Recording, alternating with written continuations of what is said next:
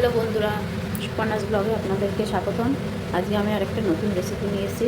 সেটা হচ্ছে আমি আজকে করে দেখাবো চটজল দিয়ে কীভাবে মাটন বিরিয়ানি করা যায়, সেটাই তোমাদেরকে করে দেখাবো। দেখো, এখানে আমি তেল বসিয়ে দিয়েছি।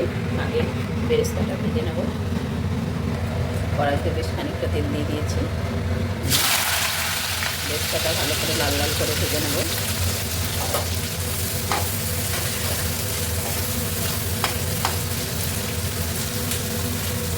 ওই যে আমি বিরিয়ানিটা তৈরি করার জন্য বেরেস্তাটা ভেজে নিয়েছি লাল লাল করে। দেখো কি সুন্দর ঝরঝরে হয়েছে বেরেস্তাটা। এবার আমি মাংসটা ম্যারিনেট করব। তার জন্য কী কী লাগছে দেখো। প্রথমে দিয়ে দেবো আমি 1 চামচ লবণ, তারপরে কালারের জন্য 1 চামচ হলুদ গুঁড়ো,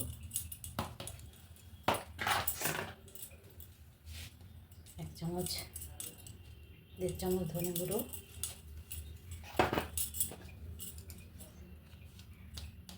1/2 চামচ জিরার গুঁড়ো দেবো,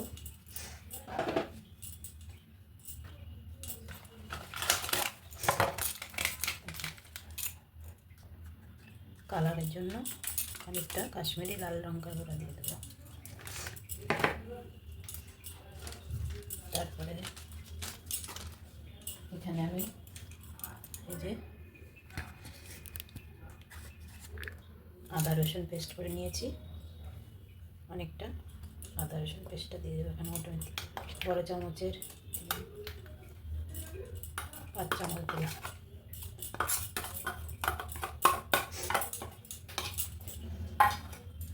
আর এখানে আমি দিয়ে দেবো টক দই,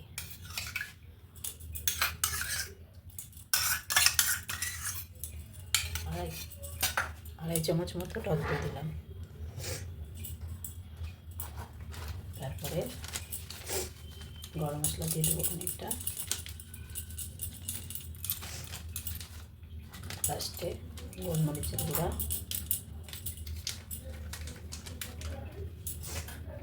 সবশেষে বেরেস্তাটা দিয়ে দেবো।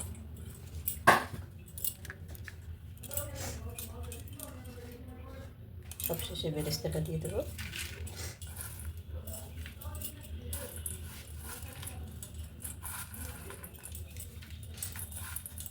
বাকিটা আমি গার্নিশের জন্য রেখে দিলাম।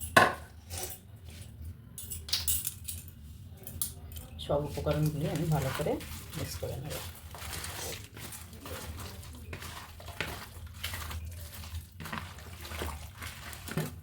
আলুটা, বিরিয়ানিতে দেওয়ার আলুটা নুন হলুদ দিয়ে মেখে রাখবো। আগে থেকে হলুদ দিয়ে মেখে রাখলে কালারটা খুব ভালো আসবে।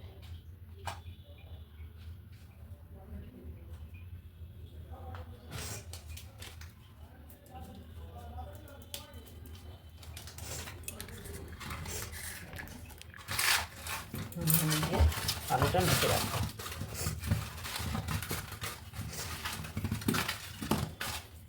তাতে করে আলুর মধ্যে নুনটাও ঢুকবে ভালো করে। দেখো, আমি মাংসটা ম্যারিনেট করে রেখে দিয়েছিলাম। এবার আধা ঘন্টা পর আমি এখানে এই যে রাইসটা করব, তার জন্য জল বসিয়ে দিয়েছি। এবার জলটা ফুটে এসেছে। এবার জলের মধ্যে দিয়ে দেবো আমি একটু সাহা জিরে আর 3-4টে তেজপাতা আদা করে রেখেছিলাম। আর এখানে আছে দেখো লবঙ্গ, এলাচ, দারচিনি, এটাও দিয়ে দেবো আমি।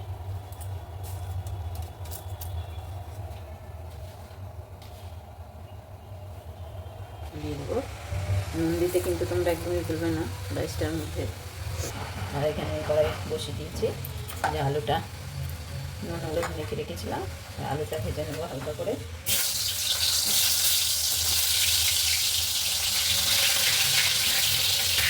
ঢাকা দিয়ে দিয়েছি, জলটা ফুটলে ততক্ষণে আলুটা ভাজা হোক। আলুটা আমি আগে নুন মেখে রেখেছিলাম, এই জন্য এখন আমি নুন দেবো না। এই যে তোমরা দেখতে পাচ্ছ জলটা ফুটে গেছে। এবার আমি 1 ঘন্টা মতো বাসমতি রাইস ভিজিয়ে রেখেছিলাম। ভিজিয়ে জল ঝরিয়ে তারপরে এর মধ্যে একটু সাদা তেল মেখে রেখেছি, যাতে রাইসটা খুব ঝরঝরে থাকে। এবার চালটা আমি দিয়ে দেবো। এখানে আলু ভাজা হয়ে গেছে, আলুটা ভাজা হয়ে গেছে, এবার আমি নামিয়ে রাখবো।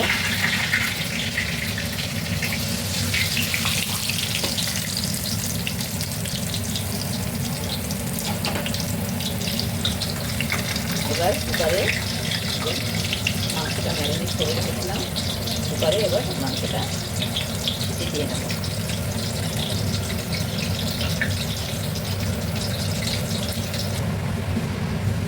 এই যে এখানে দেখো কুকারে বসিয়ে দিয়েছি মাংসটা আর আলুটা। এবার এখানে আমি গরম জল দিয়ে দেবো, খুব বেশি জল দেবো না। মাংস আর আলুটা যতটা অবধি ডোবে তত অবধি জল দেবো, কারণ বেশি গ্রেভি হলে আবার অসুবিধা আছে। আর এখানে রাইস বসিয়ে দিয়েছি, রাইসটা ফুটছে। 70% আমি রাইসটা তৈরি করব, আর মাংসটা আমি 70% মতো তৈরি করব, বাকিটা দমে দেবো। এই যে ভাতটা আমার 70% মতো কুক হয়ে গেছে। এবার আমি উপরে একটু ধনে পাতা আর পুদিনা পাতা ছড়িয়ে দেবো, তারপরে নামিয়ে দেবো। এই যে আমার মাটনটা 70% সিদ্ধ হয়ে গেছে, আমি গ্রেভিটা আলাদা করে নিয়েছি। আর রাইসটাও আমার দেখো ঝরঝরে হয়েছে, রাইসটাও আমি 70% তৈরি করে নিয়েছি।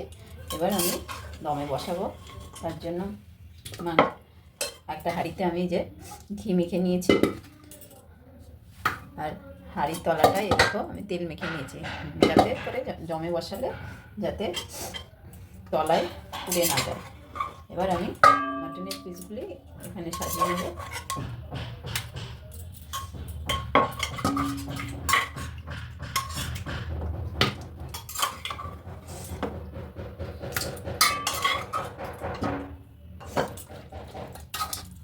মাটনের পিসগুলি সাজিয়ে নিলাম, আলুগুলি দিয়ে দেবো। আলুগুলি পুরো 80% মতো সিদ্ধ হয়ে গেছে, বাকিটা তো আমি দিলে সিদ্ধ হয়ে যাবে।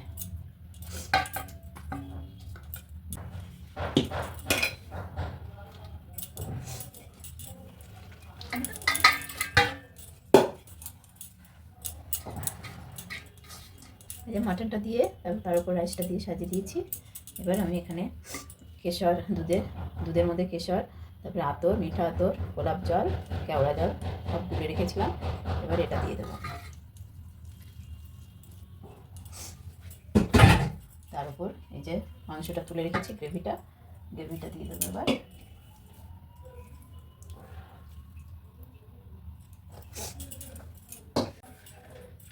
এবার ওপর দিক দিয়ে এই যে পেঁয়াজ ভেজে রেখেছিলাম, বেরেস্তাটা এবার ছড়িয়ে দেবো। এখানে পুদিনা পাতা আর ধনে পাতা কুচিয়ে রেখেছি, এটা দিয়ে দেবো।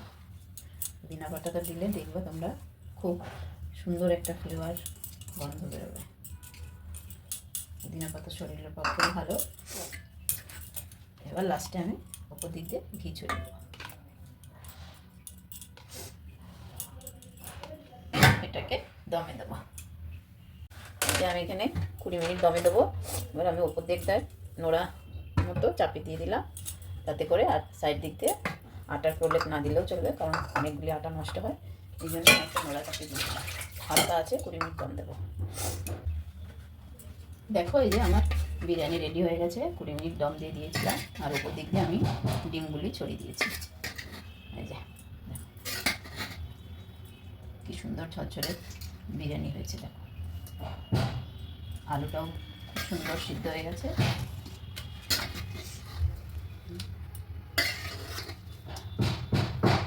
একদম রেস্টুরেন্ট স্টাইলে বিরিয়ানি রেডি।